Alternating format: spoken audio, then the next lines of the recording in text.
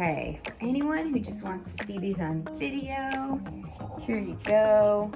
They're really chunky. I think that's one of the best things about them. They look really substantial because we used the butcher block. You can see that we made this opening just enough for a stack of books. We left it open on the bottom, easy to clean under, not a big amount of space for like dust bunnies to hide. I think it looks really modern from far away to have them shaped like an A. We did debate making them like shaped like an 8, so we could have put another piece of butcher on the bottom, and then you could put like a basket in the bottom. So if you need more storage, one way to edit these would be to add a plank to the base and then put like a big basket or, you know, a stack of larger books, maybe fold up a blanket, whatever you need to store in there. I also wanted to show you on video, because it's the easiest way, that this perfectly sits in front of this one door, and in this one cabinet is our Christmas stuff. So once a year, we just pull this side table out, we open that door, we get all the Christmas stuff out, and then we close it again. And otherwise, these four are very easy to open. There's lots of space. You can see that they easily open.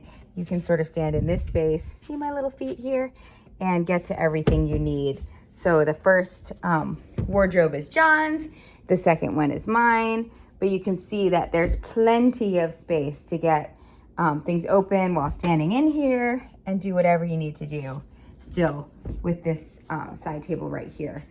I really think if you have all the room in the world, don't block one of your wardrobes with the side table. But if you don't, it's a heck of a way to use a part of the room that you otherwise couldn't use, to have concealed storage all year round of holiday stuff and then just have to get in it once or twice a year by moving a side table.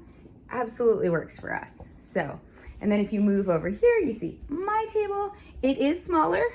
We just did that intentionally to give more space to John's side because of the wardrobes. But as you can see, there's kind of a secret about our bedroom. It slopes out. So like by the time you get over here, there's actually more room on my side of the bed than on John's, because his is straight and mine slopes out. But in this corner, it does kind of come to a head, but we just made this rectangular.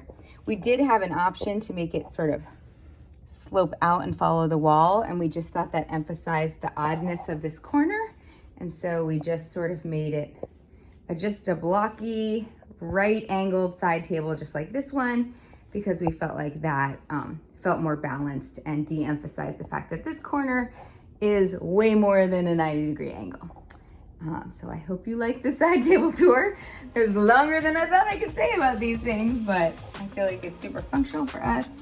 And yeah, go build your own and show us. Send us some pictures.